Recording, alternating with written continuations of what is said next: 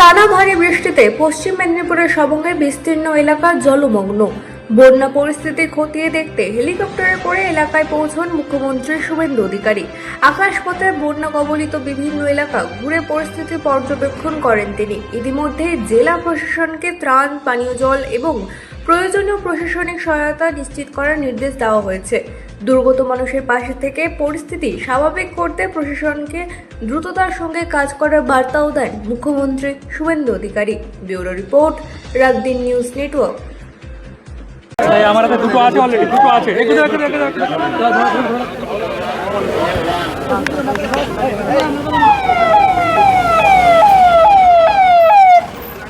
না, এটাও নয়, এগুলো নয়, এগুলো নয়। আস্তে আস্তে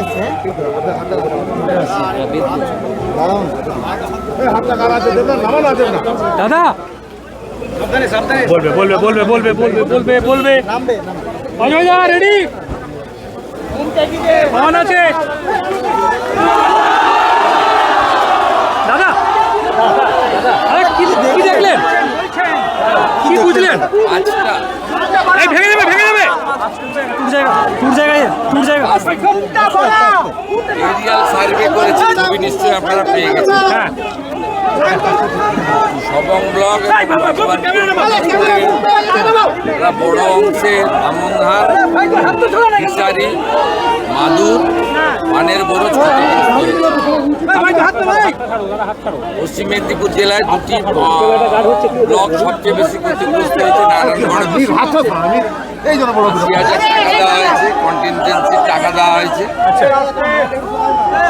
প্রশাসন এবং পুলিশ সমান্তরালভাবে আপনার রিলিফের কাজ করছে। প্রত্যেকটা যারা রিলিফ সেন্টারে ছিল 5 দিনের রেশন দিয়ে বাড়িতে পাঠানো হয়েছে।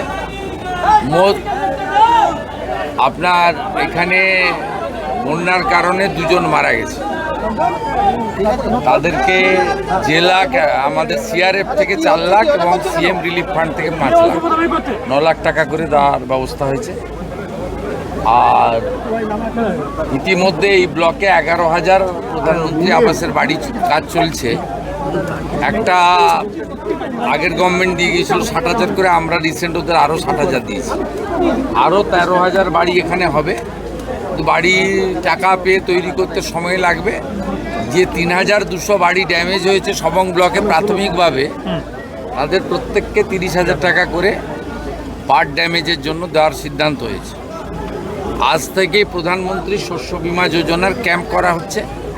ক্ষতিগ্রস্ত পান চাষি, ধান চাষিরা সেখানে নাম লেখাতে পারবেন।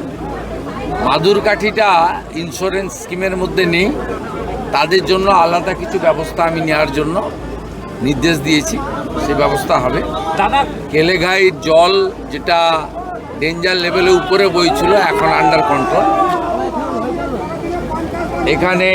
এখানে পিংলা, সবং, নারায়ণগড় সব এমএলএরা ছিলেন, বিডিওরা ছিলেন। মোট 10টা স্নেক বাইটের কেস এসছে, প্রত্যেককে বাঁচিয়ে ফিরিয়ে দিতে পেরেছে। হেলথ ডিপার্টমেন্ট ভালো কাজ করেছে। পিএইচই ওয়াটার পাউচ ডিস্ট্রিবিউশন করেছে। পুলিশকে আলাদা করে টাকা দেওয়া হয়েছে, তারা যাতে জলবন্দী লোকেদের বাড়িতে রেশন এবং 20 লিটারের খাওয়ার জলের জারকিন পৌঁছে দিতে পারে, সে কাজগুলো তারা করছে। আমি আকাশপথে পুরো 5টা গ্রাম পঞ্চায়েত দেখেছি, আর এখানে রিভিউ করে যার নির্দেশ দিলাম। আরামবাগ এলাকাতে বন্যা হয়নি, যদি ডিবিসির অতিরিক্ত জল আসে বা অতিরিক্ত বৃষ্টি পরবর্তী সময় হয়, এটা রিভিউ করব। প্রস্তুতি ফ্লাড প্রিকশন মিটিং একটা করব, করে আমাকে বাগডোগরা যেতে হবে। এখান থেকে মাননীয় স্বরাষ্ট্রমন্ত্রী আসবেন বিকেলে।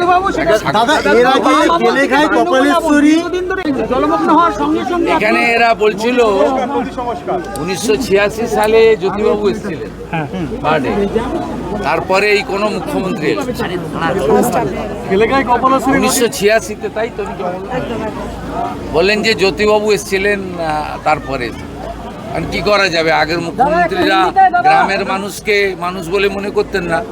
আর আমার সঙ্গে তো গ্রামের মানুষের নাড়ির টান, তো গ্রাম আমার শেষ, গ্রাম আমার শুরু, গ্রামই আমার শেষ।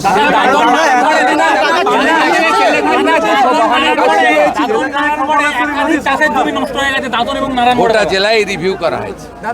এটা সবঙ্গে করা হয়েছে যেহেতু ওয়ার্স্ট এফেক্টেড, কিন্তু গোটা জেলারই সবাই ছিলেন, জেলা শাসক, জেলা পুলিশ সুপার, সিএমওএইচ, জেলা পরিষদ, ইরিগেশন, পিএইচই, ইলেকট্রিসিটি, পুরো জেলাই ছিলেন এবং সব এমএলএরা ছিলেন। এখানে প্রায় 7-8 জন এমএলএ ছিলেন।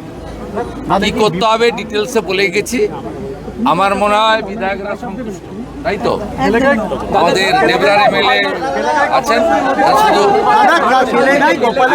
আর রাজেশ মাহাতো স্বাধীন দায়িত্বপ্রাপ্ত রাষ্ট্রমন্ত্রী, তাকে আমি রেখে দিয়ে গেলাম, আরও 2 দিন উনি থাকবেন সবাইকে বাড়ি না ফিরিয়ে দেওয়া পর্যন্ত আর ক্রপ ইন্স্যুরেন্সের তালিকা তৈরি না হওয়া পর্যন্ত।